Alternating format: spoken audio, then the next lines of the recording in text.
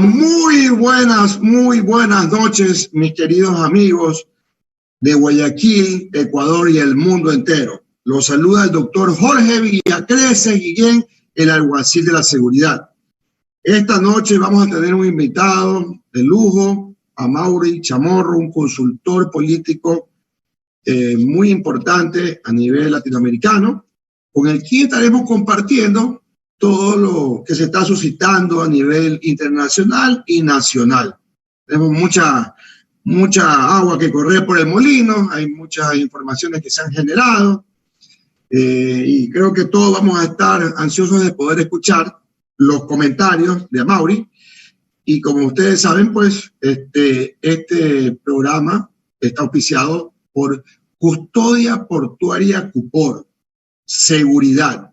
La mejor seguridad que tú puedas tener en el país, porque nosotros vendemos tranquilidad. Nosotros tenemos nuestro servicio de poligrafía, el detector de mentiras, para descubrir la verdad a todos esos que andan mintiendo por ahí. Vamos a hacer la prueba de polígrafo a todos los candidatos para saber si esas propuestas que están hablando serán puestas realmente en práctica en el momento de que el voto popular los pueda favorecer. En todo caso, pues queremos también hoy día hacer comentarios acerca de que en las redes se sigue viendo cómo se mandan informaciones falsas. La mañana y tarde hubieron videos y fotos de una columna de carros afuera de un laboratorio que queda en el norte de la ciudad, donde se hacen las pruebas de COVID, más que todas las pruebas que son de hisopado. Y estas pruebas estuvieron con largas colas de carros y el director en la tarde salió a poder desmentir que no es que haya una avalancha de ciudadanos que se fueron a hacer las pruebas, sino que el sistema se había caído y habían retrasos en el tema de entrega de estas pruebas o de hacerse las mismas. En todo caso, pues, es algo que tenemos que de esta manera hacer un llamado a la ciudadanía para que evite seguir enviando o reenviando todo lo que le llega a su WhatsApp, en las cadenas de WhatsApp, porque no todo es real. Hay que contrastar, hay que tener cordura, no alarmar a la sociedad. Más sin embargo, sí seguimos viendo a través de las redes que existen la violencia, que aumenta la violencia, está aumentando lo que significan las muertes violentas, sicariatos, que creemos y asumimos son por ajuste de cuentas. Las bandas que dominan territorios para la venta de drogas son las que hacen este tipo y cometen este tipo de actos delictivos. Vimos en las redes cómo 3 personas cerca del cementerio fueron baleadas. No conocemos los resultados finales de si fueron todos decesos. Se pudo evidenciar que quizás 2 de las personas que estaban en el piso habían fallecido y un tercero estaba herido, pero no tenemos una información oficial hasta el momento.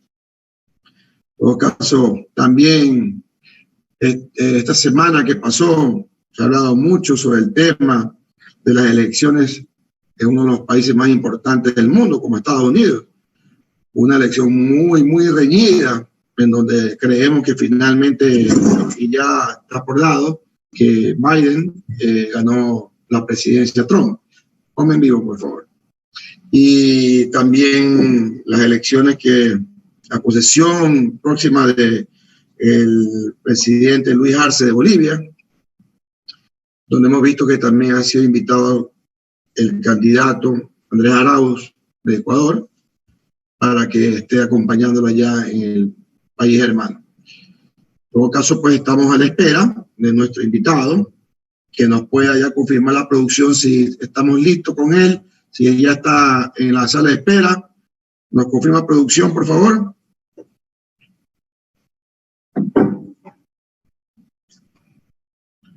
Producción nos va a confirmar si ya tenemos al invitado. Aún no está el invitado. Bueno, pero en todo caso, también esta semana va a ser una semana muy movida.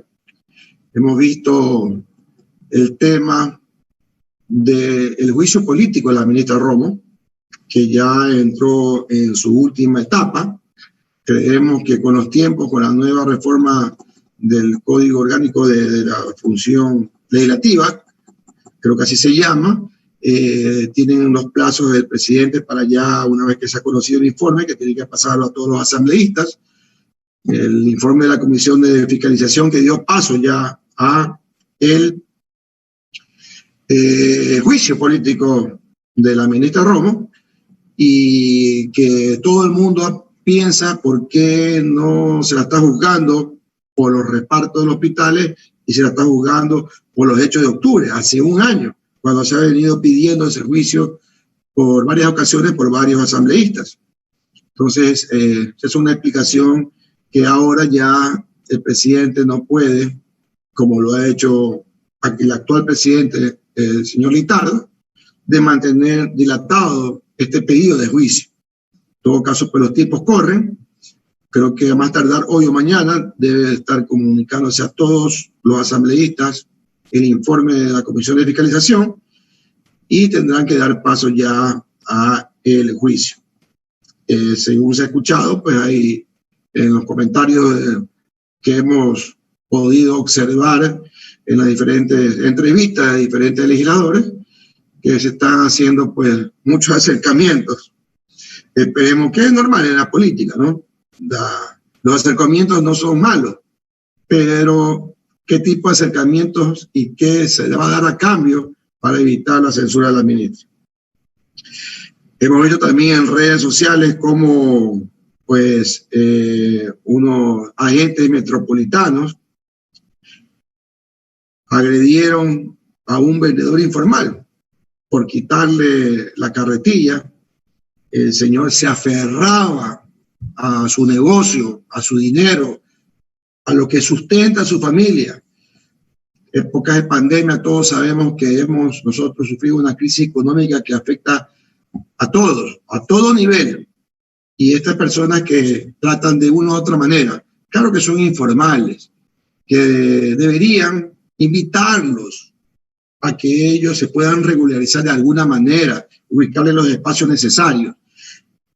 No creemos que sea la manera de que se agreda de esa manera tan, como se pudo evidenciar, tan fuerte y que ha llamado la atención de toda la ciudadanía. Los comentarios, pues, han sido muchos en todas las redes sociales.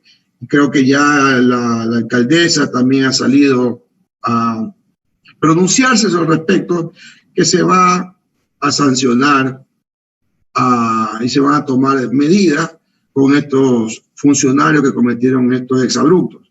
El tema es que esto es repetitivo. Yo creo que hay que ir ya, digamos, a cortarle raíz el tema. Creo que a los agentes metropolitanos, no solamente de la ciudad de Guayaquil, ya, sino de todos los GAT y todos los municipios, de poder hacerles pruebas de confianza, primero que nada, a estos servidores municipales. Luego de eso, pues darle enseñanza al servicio al cliente, de trato. O sea, realmente cuando yo fui candidato a la alcaldía de Guayaquil, yo dije que yo iba a cambiar la estructura de la policía metropolitana. Pero bueno, eso ya lo vamos a comentar, que ya tenemos a Mauri Chamorro ya en la pantalla.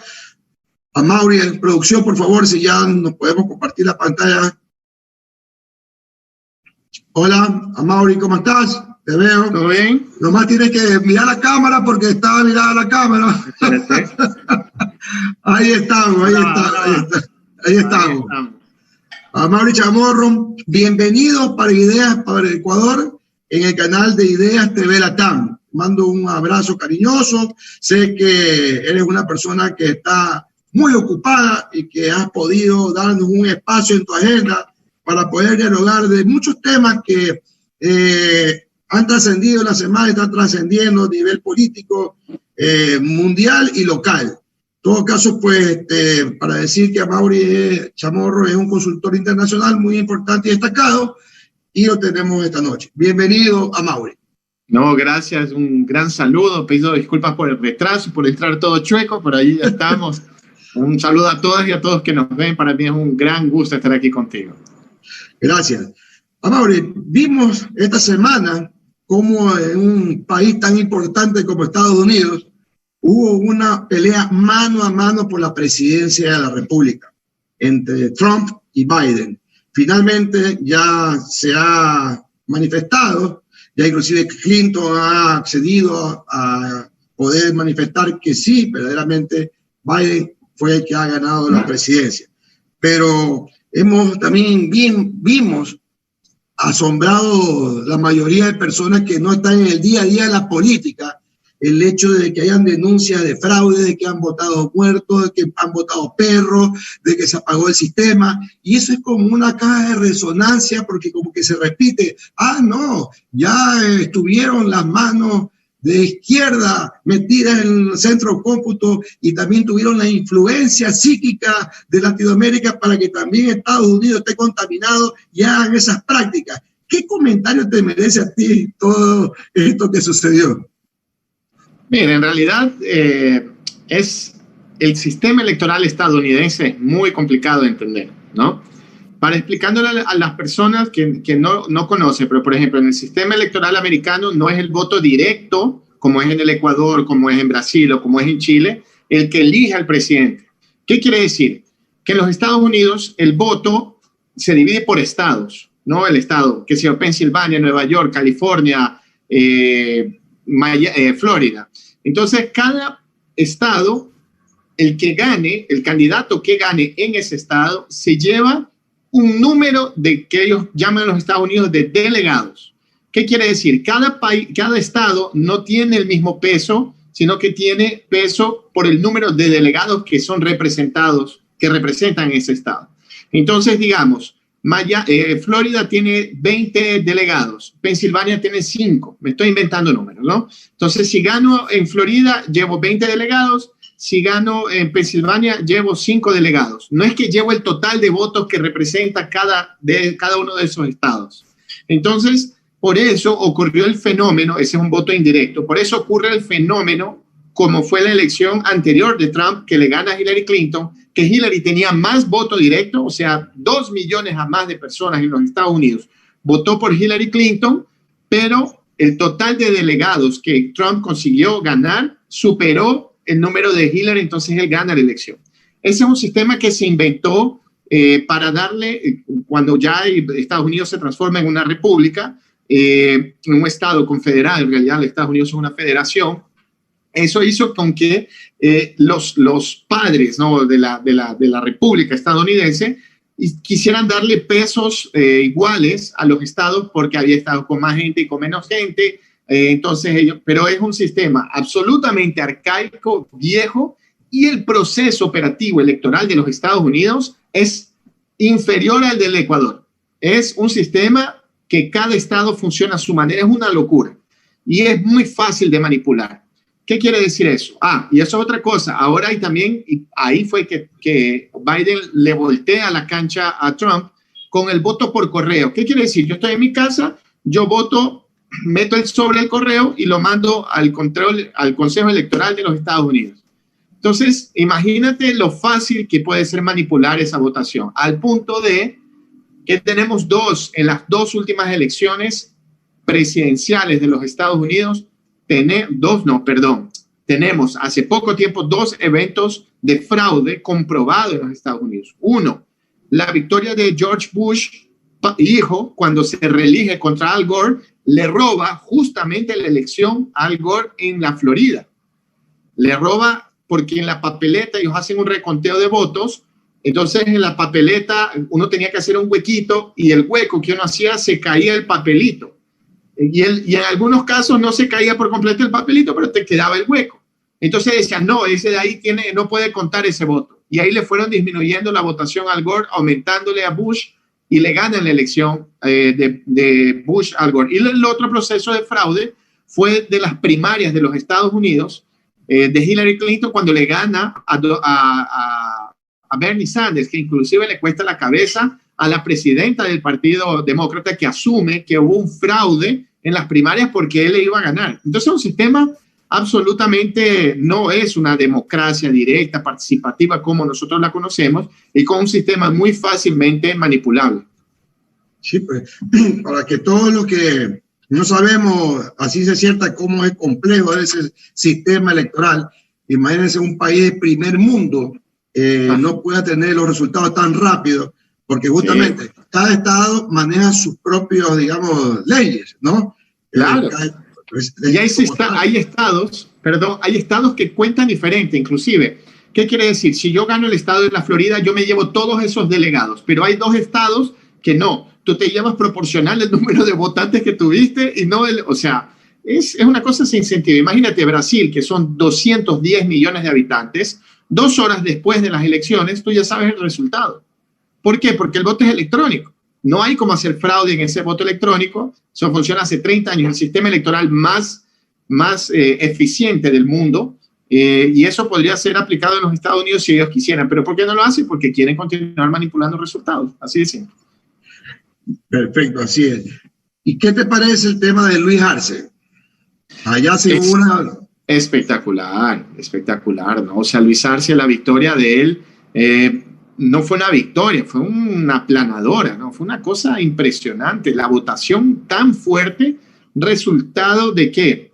De varias cosas, entre ellas la consolidación del liderazgo de Evo Morales. O sea, es una victoria también y principalmente de Evo Morales, que es el gran líder de Bolivia. Tenemos también una reorganización de los sectores populares, sectores obreros, los sectores indígenas, campesinos. Durante el gobierno del presidente Evo Morales hubo fisuras y distanciamientos de ciertos sectores del gobierno del presidente Evo Morales. No obstante, el resultado de eso, que permitió un golpe de Estado, hizo con que la ciudadanía y esas organizaciones se dieran cuenta de lo que sería un gobierno neoliberal. Entonces ellos volvieron, pese a sus diferencias, pese a las distancias, pese a lo que tú quieras, ellos decidieron unirse para ganar las elecciones. Y lo tercero también es el amplio liderazgo ejercido, más que de Luis Arce, que dialoga con ciertos sectores de la clase media, esa nueva clase media resultante del progresismo en Bolivia, pero también de David Choquehuanca, que es el vicepresidente de la República de Bolivia, que fue el canciller, histórico canciller del presidente Evo Morales, en reorganizar esos sectores, principalmente en áreas como el de Cochabamba. Entonces, ahí hay una suma de cosas que permiten, y hay otras sin contar el desastre del gobierno de Áñez, ¿no? La opresión, la violencia de Áñez. En Bolivia hay muertos, hay desaparecidos, hay torturados. O sea, hay crímenes de lesa humanidad cometidos por el gobierno de Áñez y por las Fuerzas Armadas durante el golpe de Estado. Entonces la ciudadanía reaccionó de una manera de decir, mira, puede ser que no esté de acuerdo con Evo Morales, puede ser que yo no quiera mucho el progresismo, pero vivíamos en condiciones mejores, no había represión, entonces volvimos y ahí Arce arrasa. Por eso tiene una votación superando la del mismo presidente Evo Morales. O sea, y esa de ahí, digamos, es una lectura clara. Nunca hubo fraude, como en otro estado. Exacto. O sea, no hay otra lectura. ¿Qué puede decir todo lo que ahora decían? Hubo fraude, golpe de Estado, vengamos nuevamente, como tú dices, se dieron cuenta. Y eso yo creo que va a ser la misma lectura que quizás se pueda dar en Ecuador. Porque estamos viendo nosotros, compañero Luis Arce en Bolivia, es así. Fue invitado, él se fue metido. Explícame un poco tú que estás cercano al tema.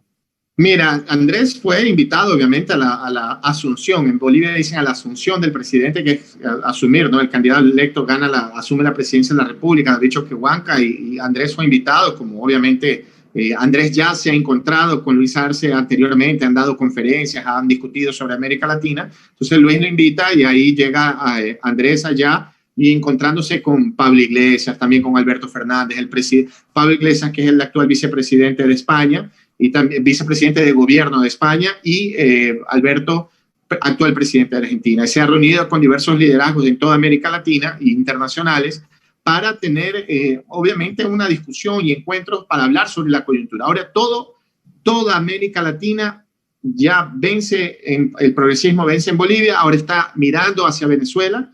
Hay 2 momentos electorales importantes, está mirando hacia Brasil, que va a haber ya elecciones seccionales, y después va a mirar a Venezuela, que es la elección para la Asamblea Nacional, y posteriormente el Ecuador en febrero. Pero el Ecuador tiene simbólicamente algo importante porque es la presidencia de la República que se disputa. En Brasil son las municipales, en Venezuela es la Asamblea Nacional, la Asamblea, y en Ecuador es la presidencia de la República y la Asamblea. Y viene con ese histórico, obviamente, de la traición de Lenín Moreno y todo lo que ha ocurrido. Entonces, hay sí una sensación importante en la comunidad internacional de dedicarse un esfuerzo al acompañamiento, inclusive de la prensa internacional, a saber qué es lo que está ocurriendo. Y Andrés es un fenómeno interesante porque es un tipo muy joven, es alguien que nunca estuvo en la palestra pública, nunca estuvo dando entrevistas en medios internacionales, inclusive hasta para la militancia de la Revolución Ciudadana, siempre ha sido alguien desconocido. Entonces, ahora el esfuerzo comunicacional de Andrés es justamente hacerse conocido, porque en las encuestas claramente indican que cualquier candidato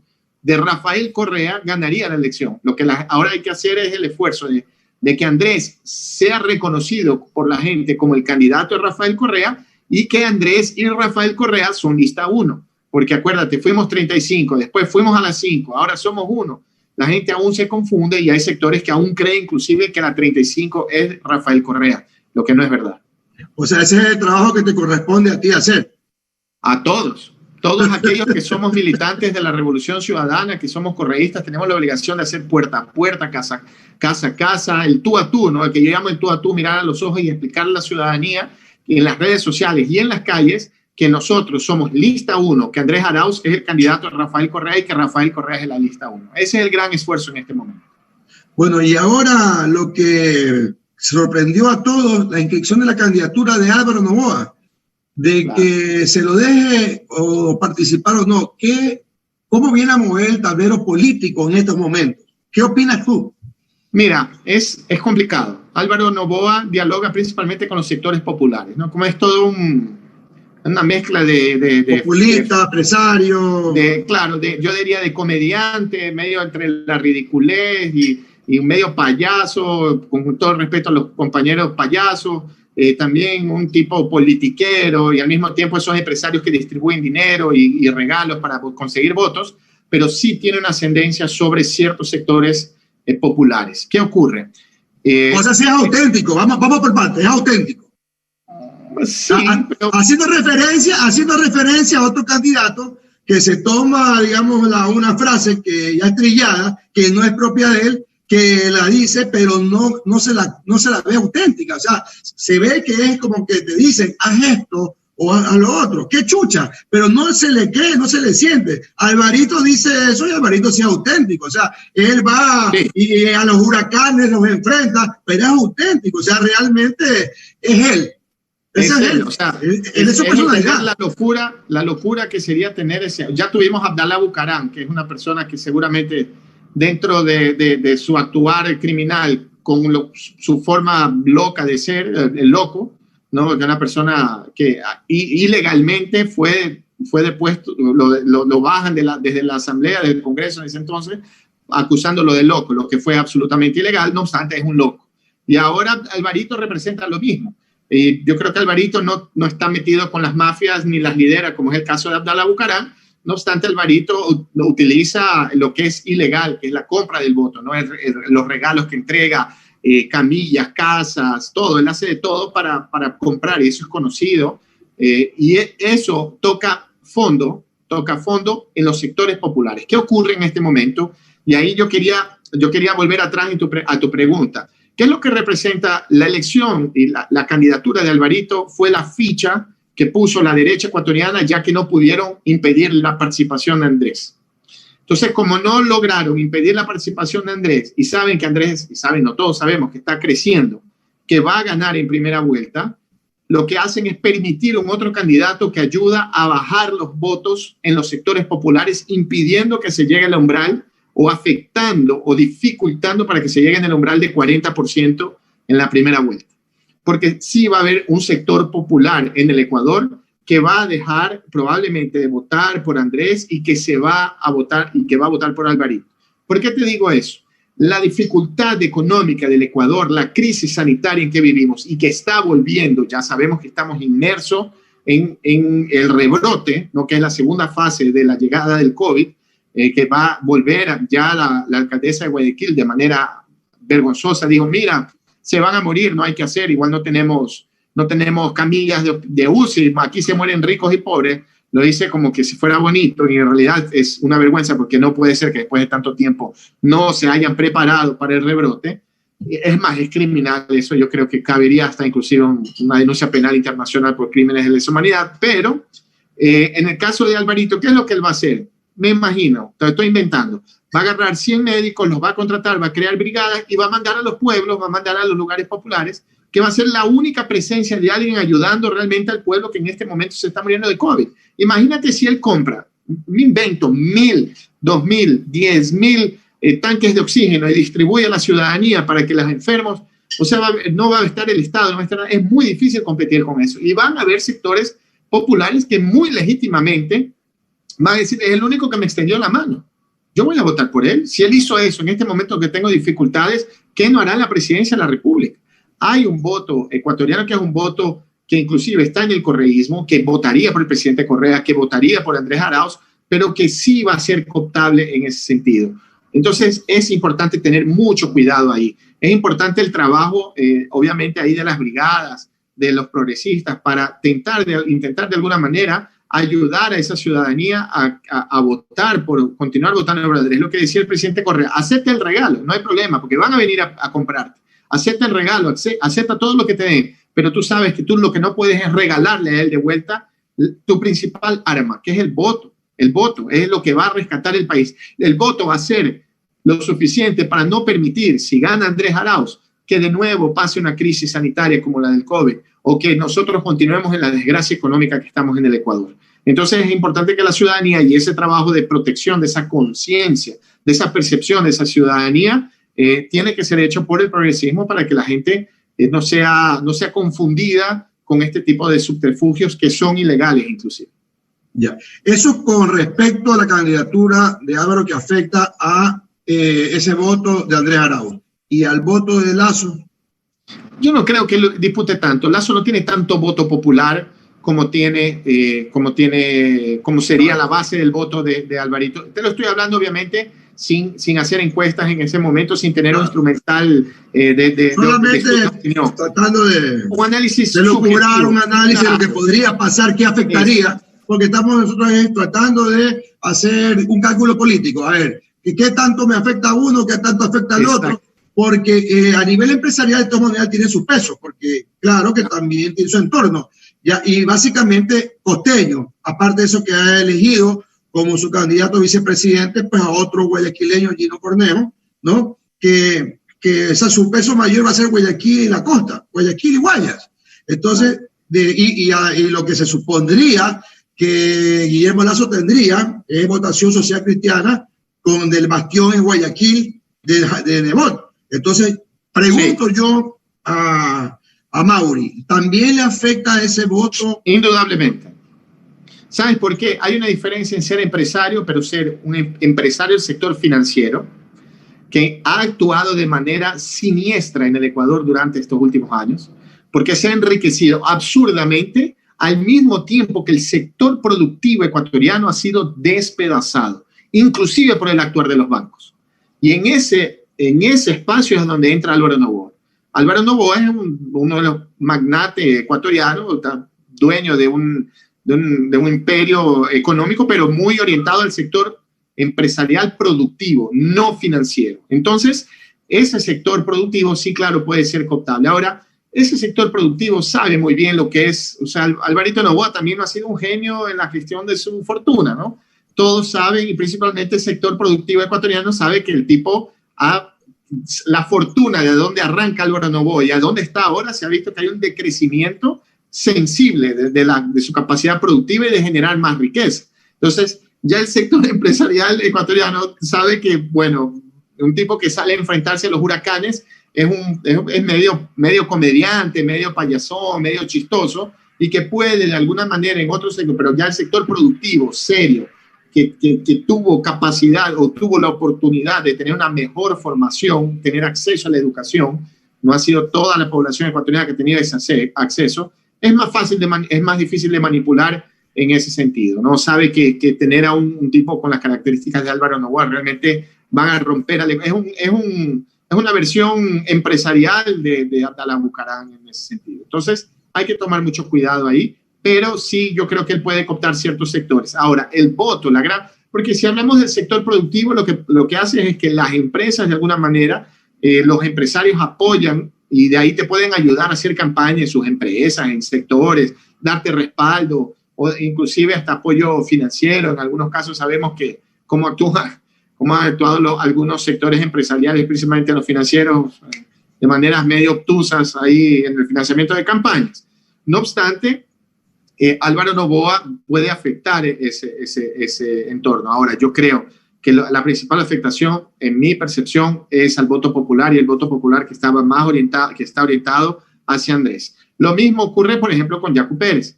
Yacu Pérez afecta un nicho especial. Claro, Yacu Pérez afecta un nicho especial que es el de los jóvenes.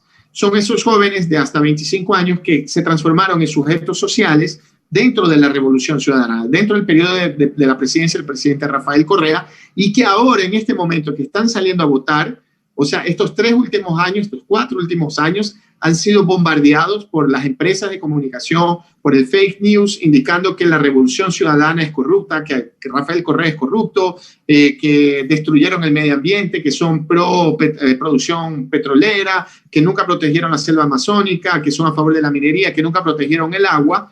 Y claro, esa juventud que consume mucho más información a través del Internet y mucho menos a través de los medios tradicionales, obviamente en este momento está viendo a Yacu Pérez, primero que no es un indígena. Yacu Pérez no es indígena, es un farsante. Yacu Pérez lo que hace es dialogar con estos sectores que son mucho más vinculados a una causa. Eso te iba a decir, a una causa, que es la causa ambiental. Entonces esos jóvenes, sectores urbanos, que se movilizan, no de izquierda o de derecha, pero sí por aquel que le dice que va a proteger el medio ambiente, el mundo, que va a combatir el calentamiento global, han sido mucho más, sus expectativas están orientadas hacia Yacu Pérez. Y eso sí afecta un poco también el voto progresista, ambientalista de estos sectores jóvenes, urbanos, clase media, que podrían también estar dialogando en este momento con Andrés Arauz. Entonces hay dos candidatos que te afectan en sectores distintos, y que eso, claro, dificulta un poco el esfuerzo de llegar a la victoria en primera vuelta y a obtener la mayoría en la Asamblea. Aunque hay muchos también analistas políticos que más o menos también lo están comparando, Pablo Noboa medio payaso y el man también medio payaso por todo lo que dice, pues incoherentemente diciendo, por un lado, voy a proteger el medio ambiente, y por otro lado, cuando yo tenga el gobierno, voy yo a subsidiar los combustibles que son derivados del petróleo. Y peor aún, su base y su legitimidad en la defensa del medio ambiente para estos jóvenes que están confundidos, que han sido engañados, es que él es indígena. Claro. Pero lo que él ha hablado en relación a Evo Morales, que es el primer presidente indígena de América del Sur, el segundo presidente indígena de América Latina y el primer presidente indígena de América del Sur, él decir que Evo no es indígena, que nunca ha defendido ni protegido las comunidades indígenas, nunca las ha reconocido, sino que Evo Morales refunda Bolivia con un Estado plurinacional, y está en el nombre del país, Estado plurinacional de Bolivia. Es indígena, es un aymara, un trabajador del campo, un campesino, líder, o sea, es una barbaridad. Entonces, por ahí tú ya puedes ver a Yacu Pérez cómo es tan farsante y cómo está engañando a la gente. Pero seguramente a lo largo del tiempo se va a poder aclarar eso. El primer indígena que fue presidente, ¿quién fue? ¿Me repites? Benito Juárez. Ah, ya. Correcto. Sí, entonces, y bueno, hablemos un poco de encuestas. ¿Qué tienes tú? Pues yo sé que tú andas de día a día, te veo por todos lados, montado en carro, en burro, caballo, atrás, por todos lados. Yo imagino que aparte de eso que tú observas el tú a tú, que es lo que tú mencionaste, que es importantísimo, porque realmente es donde uno se da cuenta cuando existe o no aceptación realmente para un candidato. De lo que yo he visto, las encuestas que las han publicado, pues estaba obviamente en primer lugar Andrés Arauz, pero en segundo lugar estaba Yacu Pérez y en tercer lugar estaba Guillermo Lasso. Ahora que ya entra Álvaro Noboa, me imagino que ese segundo puesto ha de estar peleado, pero según las encuestas que ustedes manejan, ¿quién va segundo? Mira, si hay una especie de un empate, ya Yacu Pérez está muy próximo, sí, o sea, hay un empate técnico, digamos, hay muchas encuestas, ¿no? Hay que sacar un promedio entre ellas, pero sí hay un empate prácticamente entre Yacu Pérez. Hay un crecimiento sensible en ciertos sectores, pero es que el desempeño de la campaña de Guillermo Lasso es muy malo, es pésimo. Y la figura de Guillermo Lasso, un señor que camina con el bastón, que tiene dificultad de movilizarse, muy falseado, con el yaque chucha, intentando tomarse una cerveza en un viernes en la tarde.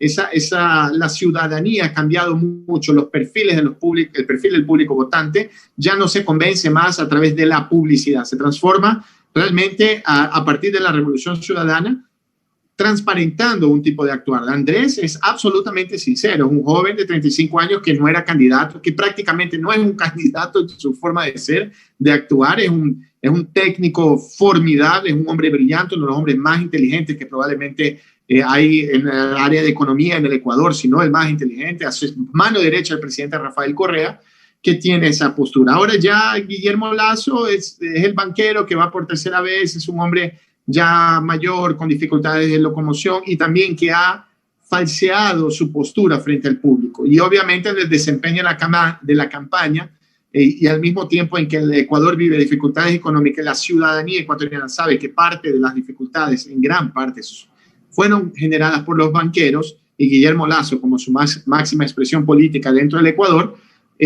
acaba cayendo. Ahora, Yacu Pérez, yo cuestiono un poco los datos de Yacu Pérez. Yo creo que las encuestas que se han presentado de alguna forma pues, están aumentando un poco, porque ahí es importante instalar el relato de que Yacu Pérez le está robando más votos a Andrés Arauz de lo que probablemente estaría robando, pero son votos no de un voto tan firme como se espera, ¿no? Si es un voto que se puede trabajar y llevarlo hacia el lado correcto de la historia para transformarlo en un voto progresista de verdad, porque Yacu Pérez no es un hombre progresista. Recordemos que Yacu Pérez apoyó a Guillermo Lasso, ¿no? Yacu Pérez es un elector de Guillermo Lasso que fue puesto más como un caballo de Troya para realmente intentar minar en ese voto joven, progresista, ambientalista, pro Pachamama, urbano, clase media, media alta, para quitarle ese voto o dificultar la obtención de ese voto a Andrés Arauz. Esta semana va a ser crucial en el tema político. Nosotros, obviamente, aquí lo que hablamos es temas más políticos. Se acerca cada vez las elecciones en Ecuador, 21 de febrero, y estamos con el juicio político de la ministra Romo esta semana. ¿Qué opinión tienes al respecto? Bueno, se demuestra cómo algunos parlamentarios, yo creo que algunos más que poner la mano en el corazón y tener conciencia de lo que esta mujer, la tragedia que esta mujer ha causado al Ecuador, algunos de ellos se han dado cuenta que se le acabó el tiempo al gobierno, que Andrés Arauz va a ganar la presidencia de la República y que de alguna manera ellos deben estar del otro lado del río. Entonces hay una migración y se va a intentar actuar sí en contra de Romo, inclusive no solo por la denuncia en los casos de corrupción de la distribución de los hospitales y lo que tú quieras, pero principalmente por lo que ocurrió en octubre del año pasado, ¿no? Las manifestaciones y la reacción, la extrema violencia aplicada por el Estado, comandado por ella y por Jarrín, el ministro de Defensa, que generó 12 muertos, hay 12 asesinados, hay 1.300 presos, gran parte de ellos fueron presos de manera ilegal. Hay muchos compañeros y compañeras míos que fueron detenidos, que inclusive no tuvieron acusaciones, tuvieron semanas detenidos, y esos son crímenes de lesa humanidad. Todos ellos son crímenes de lesa humanidad. Gente que perdió la vista, gente que está grave o hasta ahora en el hospital, internado en estado grave a raíz de la represión. Incapacitados, muchos incapacitados. No, ahí lo que se hizo, lo que Romo y Jarrín hicieron en el Ecuador, eso nunca olvidar también lo que hizo Jarrín, que él es responsable también por lo que ocurrió, y que también tiene que pagar por eso. Es importante entender lo que está ocurriendo. Entonces hay una movida. Yo siento que el termómetro político cambió, obviamente, más que el termómetro, la dirección de ciertos sectores que pueden estar en contra del correísmo, ¿no? Pero que ven que en una situación tan frágil del gobierno, una persona absolutamente sin apoyo alguno, que ni siquiera, recordemos la ridiculez, y ahí es que afirma su sentencia de muerte política, cuando se lanza a vicepresidenta en la terna. Es como dicen, cuando hubo la elección en Chile, el primero referendo, ¿no? Que decía si volvió o no a la democracia. Pinochet pierde la elección, que inclusive hay una película que se llama El No, ¿no? Que es pierde la elección presidencial. Hay un titular de un medio fantástico que dice, corrió solo y llegó en segundo. ¿Qué es lo que le pasó a Romo? Corrió solita y llegó en tercero. O sea, ella es tan despreciada por sus lacayos que inclusive pierde la elección a la interna para ser vicepresidenta de la República. Y ahí le están pasando la factura. Y en ese camino de la represión, no sé si has visto en las redes de comunicación, en todos los medios, el tema de los metropolitanos aquí en Guayaquil. Se repite la historia, gente con pandemia, gente que ha tenido que realmente vender todo, que no ha tenido que comer, que no ha tenido ni siquiera pues, las crisis económicas como hablábamos antes, y que tienen que salir a luchar por su vida para poder ir y llevar comida a su hogar y que sean reprimidos de tal manera. ¿Qué opinión te da a ti? O sea, seguimos con lo mismo, el cuento del mismo, la misma historia, el mismo modelo. ¿Qué opinión te da a ti este tema de la alcaldía con los metropolitanos específicamente? Mira, ¿sabes lo que más me apena de todo eso? Te voy a sincerar algo más que hacer un análisis, es ver cómo la oligarquía utiliza al pueblo en contra del pueblo, que es en menor tamaño, pero es lo mismo de lo que hizo Romo y Jarrín el año pasado en contra de los manifestantes que salieron en octubre. Y ahora, históricamente, los socialcristianos en Ecuador utilizando el pueblo en contra del pueblo. Esos señores de la Guardia Metropolitana que le golpearon, que atacan a los vendedores ambulantes, probablemente sean vecinos de los vendedores ambulantes. Probablemente viven en los mismos barrios, sus hijos estudian en las mismas escuelas, pero son instrumentalizados para atacar al pueblo. Es una barbaridad. Una semana después que la alcaldesa diga que la gente va a volver a morirse de COVID porque no hizo nada, y lo dice con orgullo, ¿no? Y con una cierta displicencia de que es imposible, no ha hecho nada por aumentar el número de UCIs, aumentar la capacidad hospitalaria, hacer cualquier cosa por la ciudad, sea una semana después que las víctimas económicas del COVID en este momento no puedan trabajar. Pero esto se repite, ya es hora de que la ciudadanía, inclusive en Guayaquil, y estoy seguro que Guayaquil va a dar una gran sorpresa, porque como tú me habías preguntado antes, yo que he estado, que nos hemos podido encontrar, inclusive he estado en diversos barrios en casi todo el país, en barrios populares, ¿no? Que es algo que a mí me importa mucho. Yo creo que el gran termómetro de lo que ocurre en países que tienen la característica demográfica del Ecuador, como es toda América Latina, en realidad son los barrios populares los que te dan el termómetro real de una elección. Los barrios populares la gente sale llorando. Yo he visto muchas veces la gente sale llorando de su casa, y en Guayaquil estuve en todo el distrito norte, bueno, el sur también, en los barrios populares, viendo a la gente saliendo con su cartelito que estaba doblado del presidente Correa, para decir aquí estamos, vamos a votar, pero no conocen a Andrés Arauz. No saben que Andrés Arauz es el candidato, no saben que es la lista 1. Pero la gente tiene en el corazón lo que fue la Revolución Ciudadana y lo que representa el presidente Rafael Correa. Hay un voto escondido importante ahí, un voto silencioso de gente que no quiere asumir que va a votar por el candidato de Correa, que no va a votar por Andrés Arauz, pero que sí lo va a hacer. Yo te diría, el principal, los socialcristianos, que son la continuidad del gobierno de Lenín Moreno, porque Lenín Moreno es el gobierno de los socialcristianos, es el gobierno de Lazo. Ellos han cometido un error porque fue tan mal manejado el país durante estos 3 años que permitió que sectores distantes de la Revolución Ciudadana, clase media, alta, gente más de centro, no tan de derecha como los socialcristianos,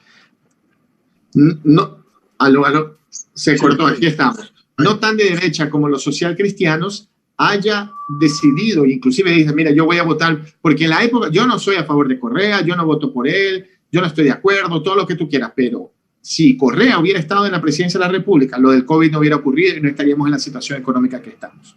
Hay un reconocimiento a eso, que pueden estar en contra de la personalidad, porque claro, han forzado mucho también, como el presidente Correa tiene un temperamento, es bien parado, y no le dejan comer cuentos, la derecha se molesta, porque él también demostraba qué tan ignorante es la derecha ecuatoriana.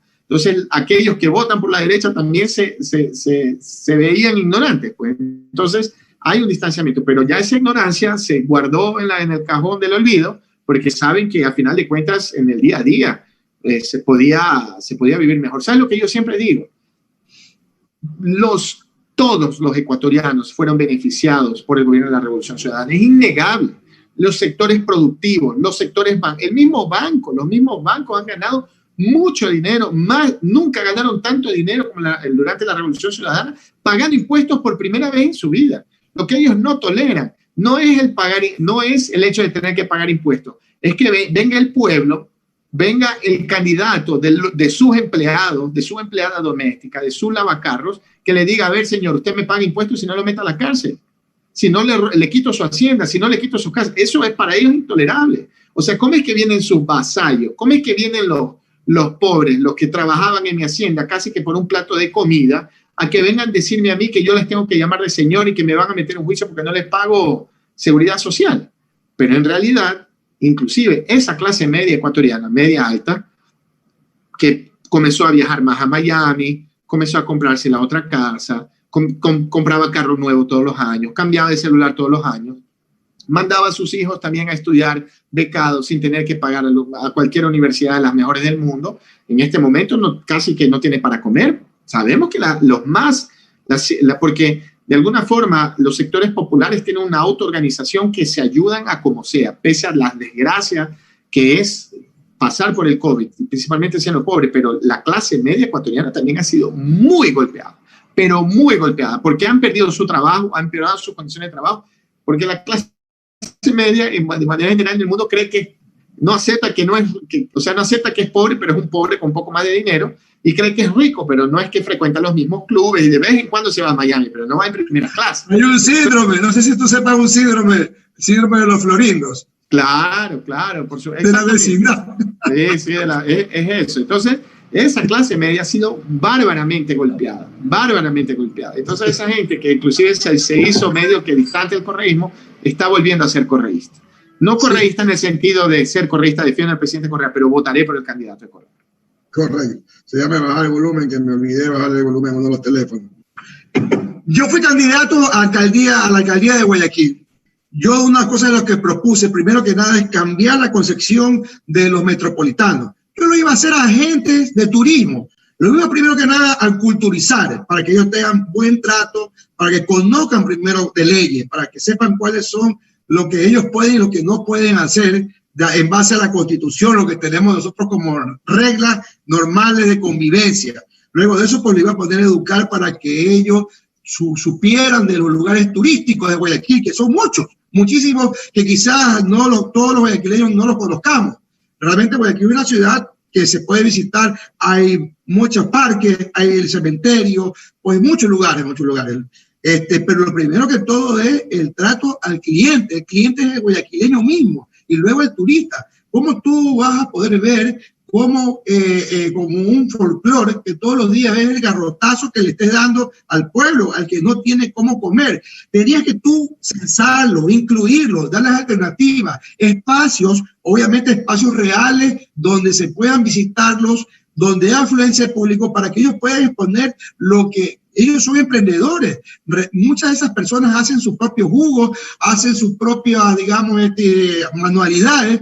Es cuestión nada más de tener un poco de amor propio. Pero en todo caso, en las próximas elecciones terciaría nuevamente por la alcaldía.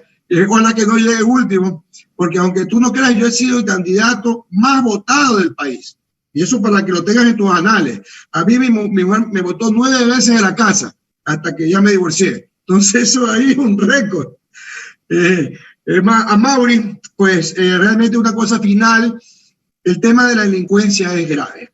Yo soy criminalista, soy poligrafista y realmente yo puedo percibir que el problema esencial está, obviamente aparte pues de la génesis de la falta de oportunidades, la crisis económica, la disociación familiar, existen muchos factores, pero el tema de las cárceles, la penitenciaría, que son las verdaderas escuelas y universidades de donde se cometen los delitos. Realmente se necesita una reforma estructural para poder nosotros cambiar el sistema carcelario de este país, para poder comenzar con una de las aristas que llevan y lo que están haciendo hoy día, generando estas muertes violentas que vemos a diario. Nosotros nos estamos convirtiendo en el Medellín de los 80, cuando todos los días amanecían personas muertas. Ahora están acribillando ya no solamente a las personas que van a matar, sino a los que están alrededor, lo que pasó ayer y hoy día. Entonces, realmente, un mensaje para Andrés que tenga, digamos, en su mente un tema sustancial de lo que debe ser luchar contra estas bandas organizadas, con estas bandas que están permeables, que vienen por la frontera, que tenemos nosotros un contrabando abierto de armas, que nosotros, las empresas de seguridad, no podemos tener, no tenemos dónde comprar armas, pero que los delincuentes sí están armados. Ya tuve una entrevista, vino un canal de televisión justamente a hacerme una entrevista en base a esto. Entonces, nosotros necesitamos que ese mensaje le haga llegar a Andrés para que él pueda tener también en su hoja de ruta el tema de la seguridad, que básicamente es un problema que nos está también agobiando a todo el Ecuador. Mira, la seguridad tiene que ver directamente con las condiciones sociales y económicas en que vive la población. No hay, los indicadores son exactamente vinculados entre aumenta la seguridad porque cae la capacidad económica del país, porque los sectores populares son los principales afectados, los más vulnerables, porque los niños tienen que dejar de ir a la escuela para poder trabajar, para dedicarse a otra cosa, porque los jóvenes ya no tienen perspectiva, entonces ¿para qué voy a estudiar? ¿Para qué voy a trabajar? Porque las familias, los hogares ya no tienen comida, ya falta de todo, ya porque las familiares se mueren en media calle porque no tienen hospitales. Es absolutamente vinculado la presión económica sobre los sectores populares que hace aumentar el combate, hace aumentar los índices de violencia y criminalidad. Recordemos, vuelvo a repetir, recordemos que Ecuador fue reconocido por la ONU, fue reconocido mundialmente como uno de los países que mejores índices de violencia tenía. Ecuador llegó a tener, si no me engaño, fue el segundo o tercer país más seguro de América Latina. Recordemos que el Ecuador fue premiado mundialmente por el proyecto, no solo la construcción de las penitenciarias, de las cárceles, pero también de todo el trabajo que se hacía con las personas privadas de libertad. Eso, Ecuador fue referencia mundial. Al Ecuador venían expertos de todo el mundo verificar qué se había hecho para mejorar, porque hay que recuperar las personas. Voy a decir algo, a algunos sectores les incomoda eso, porque obviamente los sectores populares son aquellos que infelizmente a donde viven, y la gran mayoría de las personas que están detenidas, que han cometido errores. Pero los victimarios, los latrocidios, todo eso, todo lo que ha pasado que ha llevado a esas personas a las cárceles, ellos también son víctimas de la desigualdad, de la pobreza. Ellos también son víctimas del descaso, de la mala fe de gobernantes y de gente que no se preocupa con los sectores populares. Ellos también son víctimas de eso. Nadie es bandido, ladrón, narco, lo que tú quieras porque le dio la gana. Siempre hay un factor social que lleva a esas personas a cometer esos errores. Ahora, que nosotros no seamos manos duras en seguridad y en la justicia, no, todo lo contrario. Andrés Arauz siempre ha sido muy claro en hacer un amplio proyecto de financiamiento del sector productivo, principalmente de los sectores populares, que son esos emprendedores que tú estás diciendo, que son personas que tienen la capacidad, tienen la gana y tienen la experiencia. Lo que necesitan es que exista un Estado, un gobierno que los ayude, que los empuje. Entonces, en vez de tener a un gobierno garrotero, un gobierno que quiere impedir un derecho humano. ¿Cómo puedes impedir a un padre y una madre de familia de trabajar para llevarle sustento a la casa? Entonces, si tú no dejas a personas trabajar en las calles, si tú no dejas a las personas poder llevar sustento a sus casas, ¿cómo puedes entonces exigir que todo ese sector no salga de ahí también la gran parte de los jóvenes que infelizmente escogen por el camino de la criminalidad? O sea, entonces, ¿qué opción le estás dando? La acción que le tienes que dar es fomento, darle dinero para el sector productivo, darles educación, acceso a la universidad, que esos jóvenes de la periferia de Ecuador, de Guayaquil, de Quito, de Machala, de Esmeraldas, puedan volver a estudiar gratuitamente en las mejores universidades del mundo pagadas por el Estado ecuatoriano, porque tienen derecho a eso. Ahora, ¿qué le vas a exigir a un joven que primero su familia se le murió de COVID? Los que no murieron no tienen que comer, no tienen trabajo, no les llega al fin del mes, ¿cómo puedes exigir de ese joven pensar en un futuro, pensar en un mañana? Y ahí, ¿qué es lo que tú le das cuando él se va a la calle a vender jugo, a vender fruta, a vender lo que sea, para poder llevar el sustento a su casa, a los que no murieron de COVID? ¿Sí? Y tú lo partes a palo porque él está ejerciendo el derecho que él tiene de poder trabajar y llevar sustento a su casa. Y después reclamamos de la criminalidad. Por Dios, hay que cambiar el sistema. Y el Ecuador sí cambió ese sistema. Durante 10 años el Ecuador fue referencia en eso. Por eso no caían los índices de criminalidad en el Ecuador porque tenías una policía más violenta o un sistema judicial represivo. No, disminuía la criminalidad en el Ecuador porque habían oportunidades para que esos sectores sociales más afectados por la pobreza pudieran trabajar, pudieran producir, pudieran educarse. Obviamente, esa es la diferencia. Y cuando eran detenidos porque infringían la ley, y teníamos una policía extremadamente eficiente. Acuérdate cuando se escaparon los 18 de La Roca, que en 3 países distintos, en menos de un mes, los cogieron todos presos. ¿Sí te acuerdas de eso? Claro. ¿Sí? Impresionante. Yo estuve ahí, chico. O sea, yo estuve ahí asesorando el tema.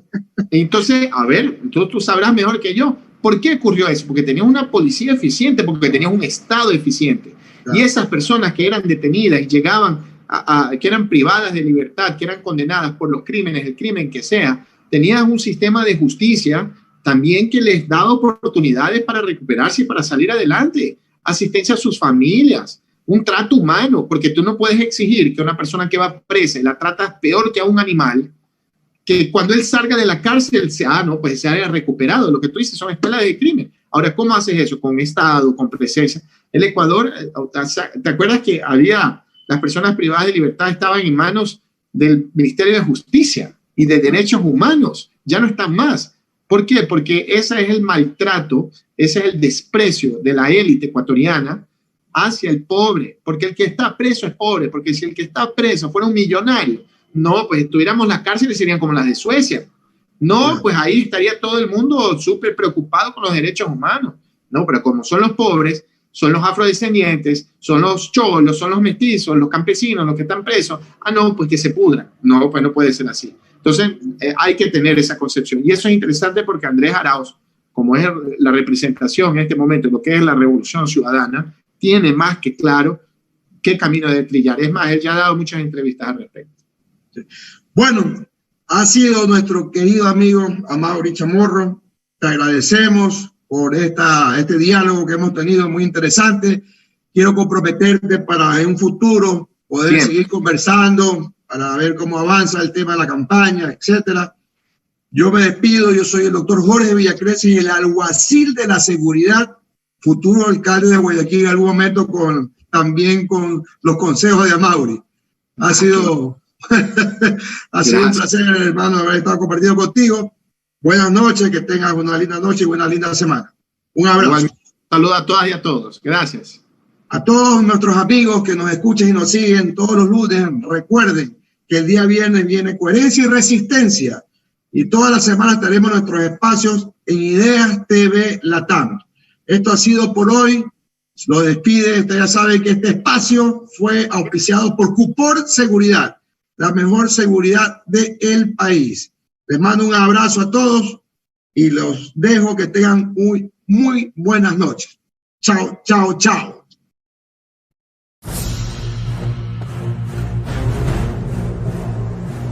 Hola, soy el doctor Jorge Villacreces Guillén, el alguacil de la seguridad. Y les presento los servicios de nuestra empresa.